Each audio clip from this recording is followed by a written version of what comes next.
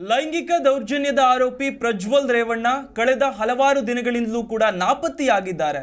ಹೀಗಾಗಿ ಪ್ರಜ್ವಲ್ ರೇವಣ್ಣ ಅವರನ್ನ ಹುಡುಕುವಲ್ಲಿ ಕೇಂದ್ರ ಹಾಗೂ ರಾಜ್ಯ ಸರ್ಕಾರ ವಿಫಲವಾಗಿದೆ ಅಂತ ಪ್ರಜ್ವಲ್ ಹುಡುಕಿಕೊಟ್ಟವರಿಗೆ 1 ಲಕ್ಷ ರೂಪಾಯಿ ಬಹುಮಾನ ಅಂತ ಜನತಾ ಪಕ್ಷ ಪೋಸ್ಟರ್ ಪ್ರದರ್ಶನ ಮಾಡಿದೆ.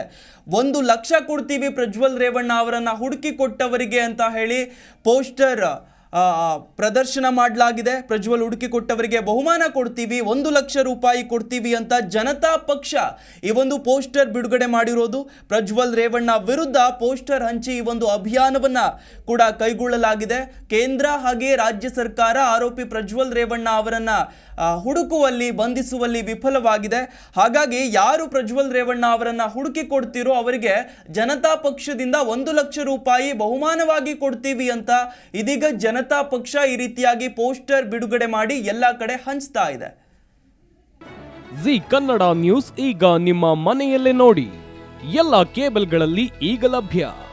ಸನ್ Direct 292, Jio TV 1334, U digital 162, City cable 51, GTPL 17, Abhishek cables 821, Rockline telecommunication 51, Shri Basaveshwara number 60, Vinayaka digital number 53, in digital number 896ರಲ್ಲಿ.